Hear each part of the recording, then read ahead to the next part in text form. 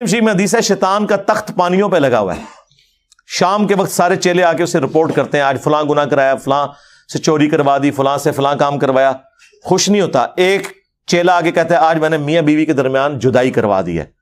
تو شیطان اسے گلے لگا کے ملتا ہے اور کہتا ہے تو نے اصل کام کیا ہے. جس نبی کی یہ تعلیمات ہوں اس کے ماننے والے روٹی صحیح نہ پکنے پر, سالن میں نمک کم ہونے کے اوپر غصہ کھا کے طلاق دیں تو لعنت ہے پھر ایسے لوگوں کے اوپر جو اپنے نبی کی تعلیمات کو پش دکھائے بیٹھے ہوئے. یہ تو نبی علیہ السلام نے باقاعدہ تلقین کی. بخاری مسلم میں حدیث ہے میں اپنے بعد سب سے بڑی آزمائش مردوں کے لیے عورتیں چھوڑ کے جا رہا ہوں. یہ اسپیسیفکلی میاں بیوی کے ریلیشن شپ کے اعتبار سے تھا. مسلم شریف میں حدیث ہے کوئی بھی مؤمن اپنی مؤمنہ بیوی کے ساتھ بغض نہ رکھے. مسلم شریف میں ایک اور حدیث ہے کہ دنیا برتنے کی جگہ ہے اور سب سے بہترین سرمایہ نیک بیوی ہے. نیک بیوی سے مراد مطلب آپ کیا سمجھ رہے ہیں کہ کوئی آئیڈیل ظاہر ہے, آپ کیا ہیں؟ یہ دیکھیں نا, لوگ اپنے آپ کو دیکھتے نہیں ہیں. اور وہ لوگ جو لڑکیوں کے کالجز کے باہر اسلامی بہنوں کی خدمت کے لیے کھڑے ہوتے ہیں, ان سے بھی آپ ذرا پوچھیں نا کہ یہ جو عورت ہے اس سے تو شادی کرے گا جس کے پیچھے باہر ہو گئے گا, لعنت بھیجو. ایسا نہیں رانی منو چاہیے ہے. بدماش سے بدماش لوگ جی, کیسی ہو جی, وہ 5 وقت نمازی ہو جی, وہ نقاب کرتی ہو جی, پردہ کرتی ہو, تو کیا کرنا ہے؟ ہاں جوڑے تے پھر اسمانہ تے بڑے نے, لب جائے گی تیرے نال دی تنو. تو یہ دیکھیں کہ آپ جو حرکتیں کرتے ہیں نا اس کے بعد آپ یہ ایکسپیکٹ نہ کریں کہ آپ کے ساتھ وہ والے معاملات نہیں ہوں گے. آپ جس طرح کے ہیں آپ کے ساتھ ویسا ہوگا. کوئی ایکسیپشن بھی ہو سکتی ہے لیکن اوور آل یہ جو قرآن کا رول ہے نا کہ نیک مردوں کے لیے نیک عورتیں ہیں, بدکار کے لیے یہ رول ہے. ویسے آپ کو بظاہر نظر نہیں آ رہا ہوتا لیکن میں آپ کو بتاؤں یہ جو جوڑے بنے ہوئے ہیں نا اور اتنی کامیاب زندگی گزار رہے ہوتے ہیں ان میں واقعی کوئی کامن چیزیں ایسی ہوتی ہیں کہ جس کی وجہ سے وہ اکٹھے اپنے ساتھ زندگی گزار رہے ہوتے ہیں, برائی میں ہو یا اچائی میں ہو. یہ الگ بات ہے. یہ اللہ نے کوئی حالات و واقعات ایسے بنائے ہوئے ہیں. تو ان معاملات کو خوش اسلوبی کے ساتھ, میں کہتا ہوں جی شادی شدہ مرد کا کام ہی کوئی نہیں کہ اس کی زبان پہ کبھی طلاق کا لفظ بھی آئے. یہ سمجھ لیں طلاق کو آپ ایکویلنٹ کر لیں شرک کے, کہ یہ آپ نے تصور بھی نہیں کبھی کرنا. یار آپ کو کیسے سمجھایا جائے ابو داؤد کی اس حدیث کے اندر کیا درد ہے کہ اللہ کو سب سے ناپسند حلال چیزوں میں طلاق ہے. ابھی کتنی کنٹراڈکٹری سٹیٹمنٹ ہے بظاہر, لیکن میں ایکسپلور کرتا ہوں اسے. سب سے ناپسند طلاق ہے. اس سے اللہ تعالیٰ کی ناراضگی کا ذرا اندازہ کر لیں. اور لیکن ساتھ کا حلال, حلال اس لیے کہا کہ بعض اوقات جینون ضرورت پڑ جاتی ہے. کوئی مرد ایسا ہے جس کے ساتھ کوئی میڈیکل ایشو ایسا ہو گیا ہے اور دھوکے سے شادی کروا دی ہے, اور مرد ہے ہی نہیں تھا, تو ظاہر اب طلاق والا معاملہ ہوگا. کوئی مرد اتنا فنیٹک ہے کہ اپنی عورت کو وہ اذیتیں دیتا ہے, تو اب اسے اپنی جان بخشی کے لیے یا تو جان بچا لے یا اپنا گھر بچا لے, مجبوراً طلاق لینی پڑتی ہے. حلال اسے اس لیے رکھا گیا ایز اے لاسٹ ریزارٹ, بعض اوقات طلاق کی ضرورت پڑ جاتی ہے. ورنہ تو عورتیں غلام ہوتی مردوں کی اگر طلاق دینا جائز نہ ہوتا, یا طلاق لینا یا خلا لینا جائز نہ ہوتا. یہ تو غلام بنا کے رکھتے ہوئے جس کے ہاتھ بھی آ گئی تو آپ جس طرح جانور پالا ہوا ہے زنجیر کے ساتھ وہ اس کی غلامی رہے گی. تو یہ اللہ نے اجازت دی. اس سے مراد یہ نہیں ہے کہ جو ناجائز طلاقیں دی جا رہی ہیں وہ اللہ تعالیٰ نے ان کو حلال قرار دیا ہوا ہے, نہیں. جامعہ ترمذی میں حدیث ہے جس عورت نے بغیر وجہ کے طلاق لی جنت کی خوشبو بھی نہیں پائے گی. اسے وائس ورثہ بھی کر لیں. ہاں یہ نہ سمجھے کہ یہ عورت کے لیے ہے. یہ نہیں ہے کہ قرآن میں جتنے مردوں کے لیے سیکھے آئے ہیں تو عورتیں مبرہ ہیں اس سے. ایک ورسٹ کیس کو ڈسکس کیا جاتا ہے اور باقی چیزیں انڈرسٹوڈ ہوتی ہیں. تو مرد و عورت کا ریلیشن شپ یہ بہت غیر معمولی ہے. جامعہ ترمذی میں حدیث ہے تم نے کوئی بھی محبت کرنے والے دو میاں بیوی سے بڑھ کے نہیں دیکھے ہوں گے.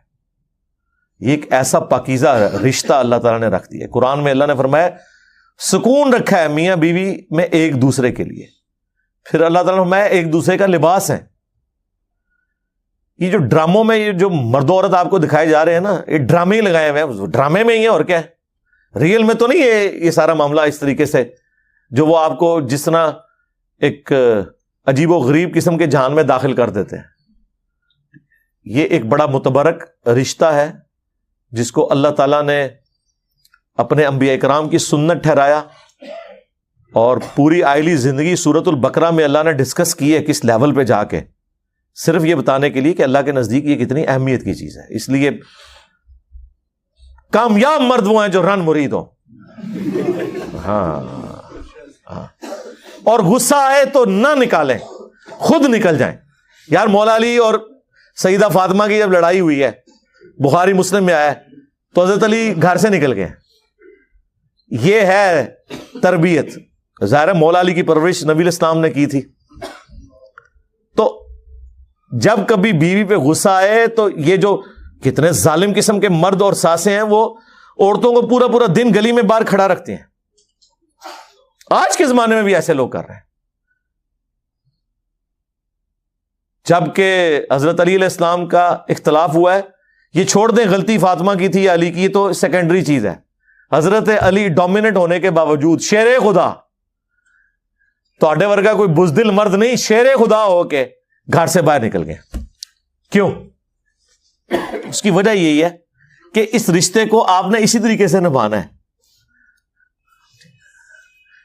وہ جو بخاری مسلم میں حدیث ہے، نبی علیہ السلام اپنی بیویوں سے 1 مہینے کے لیے ناراض ہو گئے تھے اور گھر کی چھت پہ شفٹ ہو گئے تھے، ایلا کیا تھا آپ نے،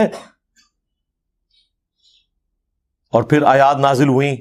اسی دوران حضرت عمر کہتے ہیں میں ملنے گیا، پہلے تو امہات المومنین اپنی بیٹی کو جا کے ڈانٹا کہ یہ تم لوگ یہ کر رہی ہو، پھر حضور کے پاس آئے اور کہتے ہیں میں نے کوشش کی کہ بھئی حضور کو ہنسانے کی کوشش کروں، اور جب میں چھت پہ چڑھا تو ایک کونے میں چھوٹا سا مشکیزہ لٹکا ہوا ہے، ایک چٹائی پہ حضور لیٹے ہوئے ہیں، اوپر بھی چادر کوئی نہیں، صرف تہمت باندھی ہوئی ہے، آپ اٹھے ہیں جسم پہ چٹائی کے نشان۔ حضرت عمر نے رونا شروع کر دیا، یا رسول اللہ کیسروں کس طرح دنیا کے مزے لوٹ رہے ہیں اور آپ اللہ کے پیغمبر ہو کے یہ آپ کی حالت ہے۔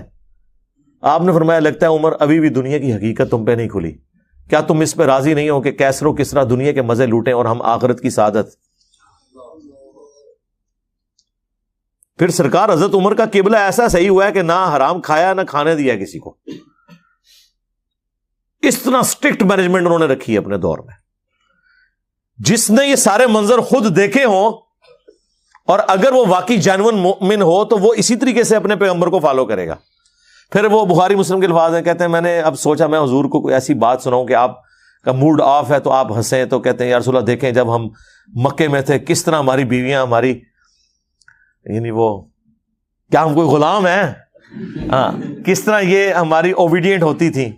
جب سے مدینہ شریف ہم آئے ہیں تو یہاں انصار کی عورتوں نے تو اپنے جڑوں کو دبا کے رکھا ہوا ہے، ان کو دیکھ کے ہماری بیویاں بھی دیکھیں کتنی شیر ہو گئی ہیں، اور ہم پہ یہ واقعی جی عرب کے لوگ وہ تو کسی مرد کی بات نہیں سنتے تھے، عورت ان کے سامنے بول جائے چسک جائے، ہوں بھی تسی دیکھ لو عربی نے کس طریقے سے اپنی عورتوں کو رکھا ہوا ہے انہوں نے، وہ ان کے اندر ایک مزاج ہے، یہ کوئی ان کے لیے تعریفی جملے نہیں ہیں،